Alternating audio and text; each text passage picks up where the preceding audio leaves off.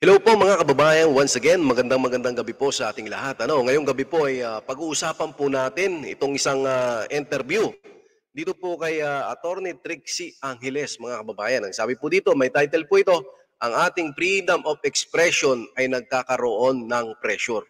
Mga kababayan, gusto ko lamang pong magtanong, silent martial law na po ba dito sa Pilipinas? At syempre, malalaman din po natin na talagang believe po itong si Attorney Trixie dito po kay Pangulong Duterte. Kasi mga kababayan ko, kung makikita nyo po, ay ibang-iba po ang gobyerno ni Marcos Jr. kaysa po sa gobyerno ng ating Tatay Digong. Kaya naman po, marami po sa ating mga kababayan Pilipino ang nagtatanong, ano na bang nangyari? Nasaan na ba tayo? So, ito po, ibibigay ko po sa inyo ang video ngayong gabi, mga kababayan, para mabigyan po natin ng reaksyon, malaman po natin itong hinaing at itong pagiging proud ni Atty. Trixie sa atin pong Tatay Digong. I was really proud of the Duterte administration, but before that, I was a government critic. And in all my years before that, under Noynoy, under Gloria, I was always a very active critic. But not once was I threatened with the loss of my livelihood for saying something. Yes. At kinakausap nila ako, sasabihin, bakit mo sinabi to? Bakit ganito? May mga ganon. Sumampa ang ating Pangulo bilang leader ng ating bayan with a lot of good plans. Marami siyang na pag-aralan na tungkol dun sa mga problema ng bayan at nilahad niya ito dun sa kanyang SONA number 1. Nakikita natin dito na nirirespeto niya ang kalayaan magsalita at magpahayag. Pinuntirya niya ang presyo ng pagkain, tubig, kuryente, transportasyon. So ngayon, sa gitna ng maraming problema na nakikita natin, natural, i-expect ng isang leader na may mga aangal sa taong bayan. Ini-expect natin ang kritisismo. When things don't go well, kasalanan mo man o hindi, i-expect mo ang taong bayan ay magsasalita. Pero yung pagsasalita na yon, nakikita natin may opresyon na. Hindi na ito basta may napipikon, hindi ito simpleng bagay na may nagtatampo dun sa isang sinabi mo, natural yan, tao yan eh. Pero makikita natin may systematic oppression. Hindi na po ito basta-basta. Halimbawa, alam natin may mga networks dyan na ini-endanger ang prangkisa. May mga na-detain, may mga natanggal sa trabaho, gawa ng utos ng isang mataas na opisyales.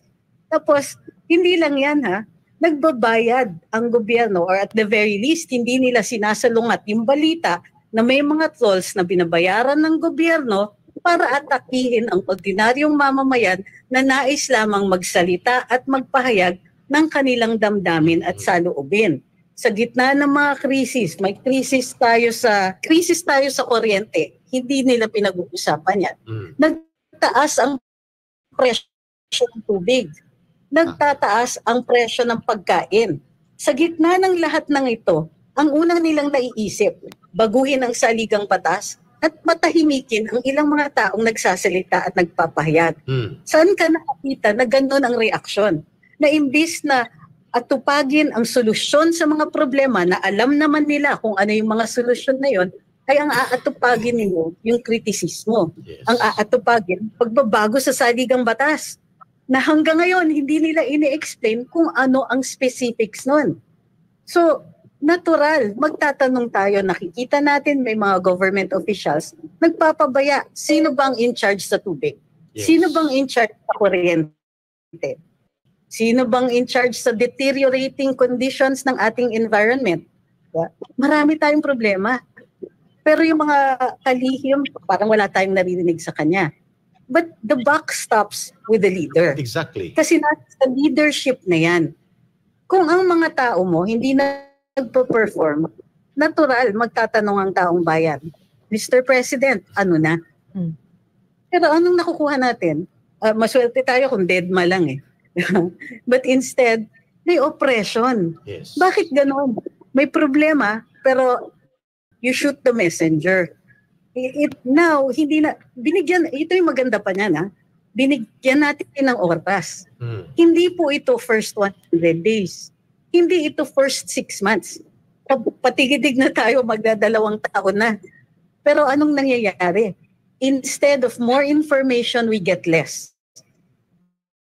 Instead of more service, we see less. Tapos, nape-play up pa yung leisure ng ating Pangulo. Concerts, parties. Can you blame the people if they are upset? Can you blame the people if they will criticize? But what are the reactions to blaming and criticism? Oppression. That's not how government works. Mayroon yung guarantee ng free speech. Nakalagay sa saligang batas, no law shall be passed abridging the freedom of speech or of expression. Tama. Sinasabi dito, nililimitahan yung power ng gobyerno na limitahan ang ating kalayaan magsalita at magpahayag. Pero, imbis na respetuhin, imbis na i-uphold ang batas pagdating sa ating kalayaang magsalita at magpahayag, nadidiminish pa.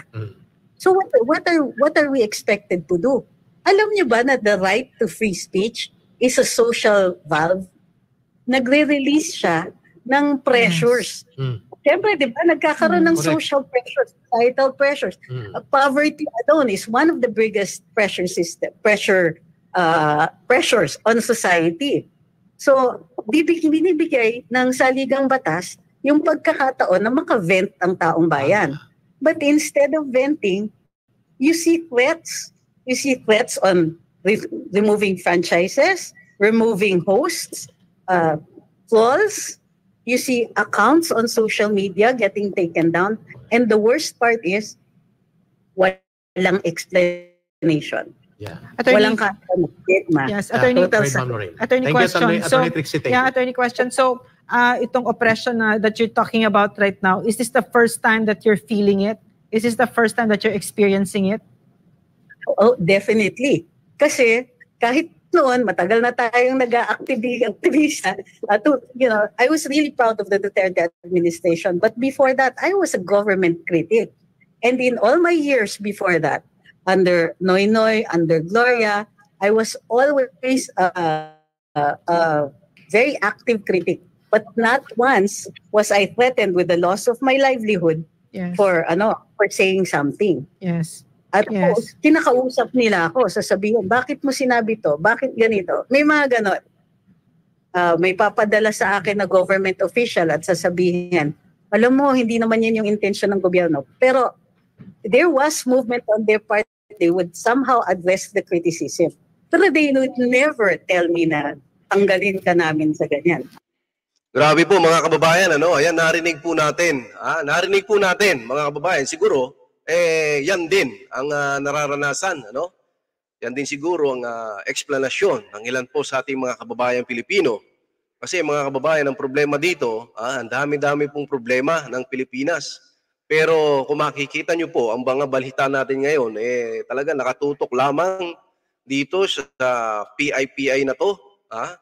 Sayang po yung, sabi nga po dito, ang ating freedom of expression ay nagkakaroon ng pressure. Wag naman po sanang dumating na pigilan makapagsalita, tayong mga Pilipino. Kasi kita-kita po natin ang nangyayari. Sa kabila po ng lahat, pagtaas ng presyo ng bilihin, ang dami po dyan, ang dami pong issue. Pero hindi po, parang hindi po nagsasalita, mga kababayan ko, itong si Marcos Jr. So ayan po mga kababayan, maliwanag na maliwanag po, yung sa loobin po dito, ni Atty. Trixie, ayun po talaga ang tunay na nangyayari sa ngayon.